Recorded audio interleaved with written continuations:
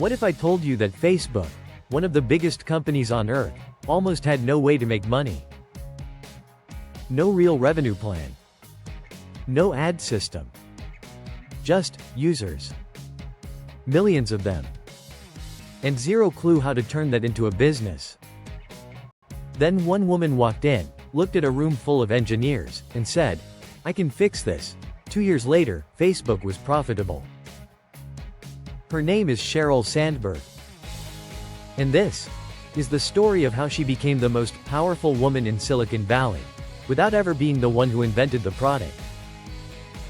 Stick around, because point number 2 is the part almost nobody talks about.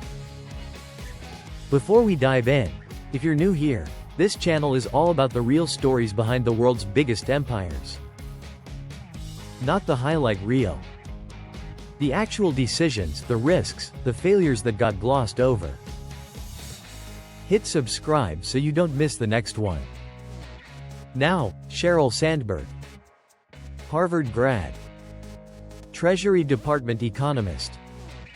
And by her early 30s, already a rising star at Google. But the moment that actually built her legend wasn't at Google. It was the leap she took right after. Let's break down the 3 moves that turned her into a business icon. She built the money machine at Google first. Here's something people forget. Before Facebook, Sandberg was already proving she could turn a great idea into an empire.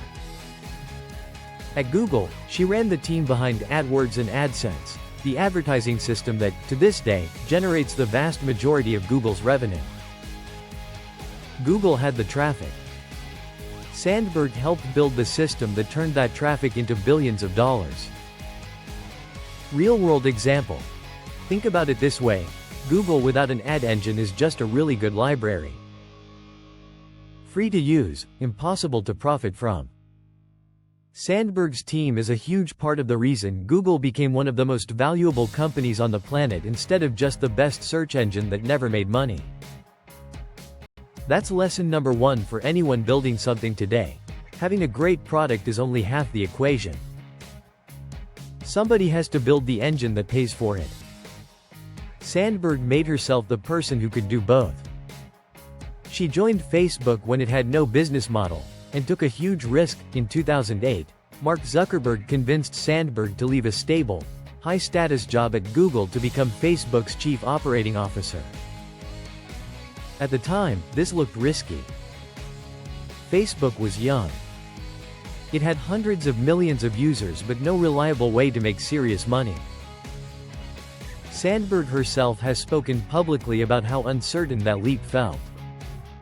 Real-world example. Within a few years of her joining, Facebook built out its advertising business, the same kind of engine she'd helped create at Google, and went from a company burning questions about its future to one of the most profitable ad businesses in history. By the time Facebook went public in 2012, that ad model was the backbone of the entire company's valuation. The takeaway here isn't just, she's smart.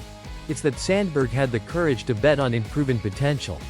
A skill that separates people who build empires from people who just manage existing ones.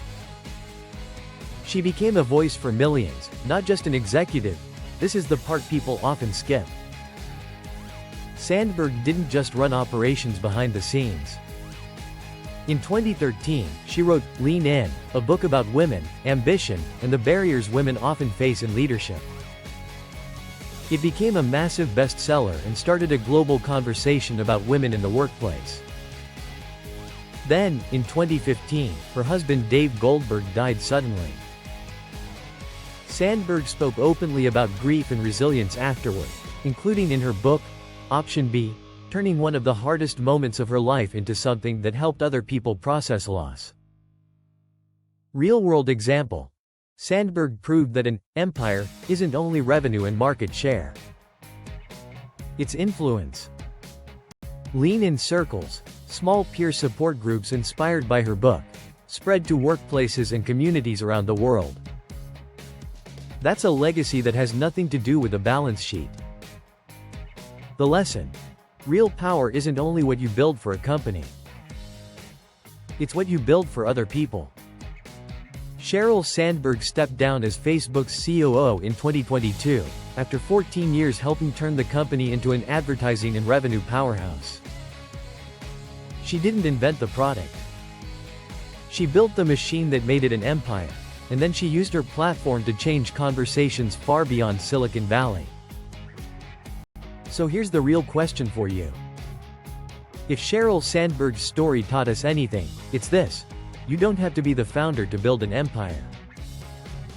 Sometimes the biggest impact comes from the person who knows how to turn potential into results.